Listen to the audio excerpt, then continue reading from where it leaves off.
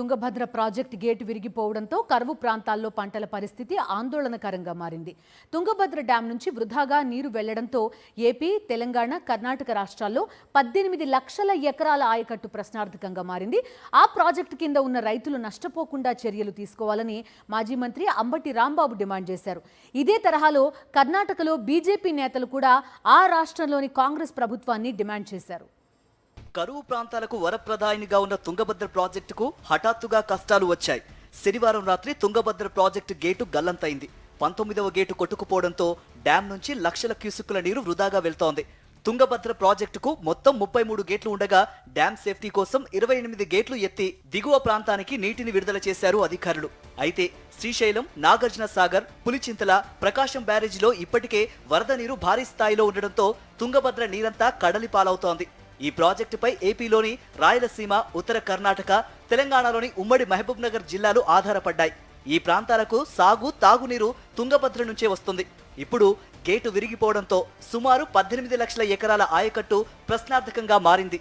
కొత్త గేటు వేయాలంటే 61 టీఎంసీల నీటిని దిగువకు విడుదల చేయాలని సాగునీటి రంగ నిపుణులు సూచిస్తున్నారు.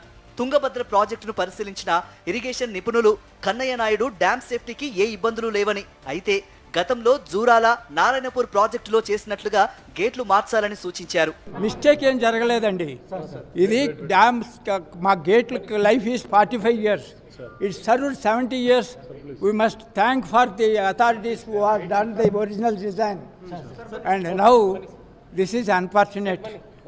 7 years అయిపోయింది దానికి.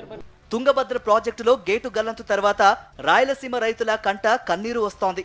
ప్రాజెక్టులో సమృద్ధిగా నీరు ఉందన్న ఆనందంతో పంటల సాగుకు సిద్ధమవుతున్న తరుణంలో గేటు విరిగిపోయిందన్న వార్త అన్నదాతలను ఆందోళనకు గురి చేస్తోంది. ఇప్పుడు తుంగభద్ర ప్రాజెక్టులో ఎంత నీరు ఉంటుంది, దామాషా ప్రకారం ఎంత నీరు రాయలసీమకు వస్తుంది అన్న దానిపై స్పష్టత లేదు. ప్రాజెక్టు నుంచి అనంతపురం, కర్నూలు, వైఎస్ఆర్ కడప జిల్లాలకు సాగు, తాగునీరు అందాలి. తాజా పరిణామాలతో సీమలో పంట సాగు ప్రశ్నార్థకంగా మారింది. అయితే దీనిపై రైతుల్లో నెలకొన్న ఆందోళనను తగ్గించడానికి ప్రయత్నం చేయని చంద్రబాబు ప్రభుత్వం ఏపీలో ఏం జరిగినా వైఎస్ జగన్ పైకి నెట్టేసి తప్పుకునేందుకు చూస్తోందని విమర్శించారు మాజీ మంత్రి అంబటి రాంబాబు.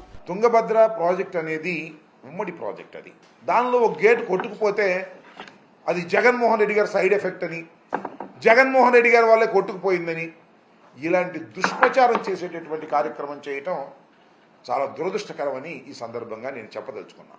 ఏది జరిగినా అది జగన్మోహన్ రెడ్డి గారి అకౌంట్లో వేసేసి తప్పుకోవాలని చంద్రబాబు నాయుడు గారు, తెలుగుదేశం ప్రభుత్వం, ఎల్లో మీడియా ప్రయత్నం చేయటం అనేది దుర్మార్గమైనటువంటి అంశం.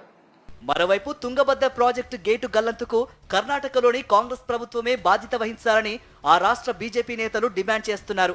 నష్టపోయిన రైతులను ఆదుకోవాలని, ఒక్కో హెక్టార్కు 50,000 రూపాయల పరిహారం చెల్లించాలని కోరుతున్నారు. ಹಾಗಾಗಿ ಈ ಭಾಗದ ರೈತರಿಗೆ ಸಮಸ್ಯೆ ಆಗಿದೆ. ಮುಂದಿನ ದಿನಗಳಲ್ಲಿ ಏನು ರೈತರಿಗೆ ಅನುಕೂಲ ಆಗ್ತಕ್ಕಂಥ ನಿಟ್ಟಿನಲ್ಲಿ ಹೆಕ್ಟೇರಿಗೆ ಕನಿಷ್ಠ 50,000 ಪರಿಹಾರವನ್ನು ಕರ್ನಾಟಕ ರಾಜ್ಯ ಸರ್ಕಾರ ತೆಗೆದುಕೊಳ್ಬೇಕಾಗ್ತದೆ, ಪರಿಹಾರನ ಕೊಡಬೇಕಾಗ್ತದೆ. Mister D K Shivakumar G is only concentrate to only Bangalore. You can't know the others issues out of state other issues. Mainly fault is officers fault. They can't take precautionary measures. సాధారణంగా 40 ఏళ్ల తర్వాత project గేట్లు మార్చాలి.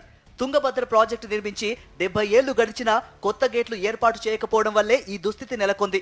Tungabhadra project board అధికారుల నిర్లక్ష్యం వల్లే రైతులకు నీటి కష్టాలు వచ్చాయని విమర్శలు వస్తున్నాయి.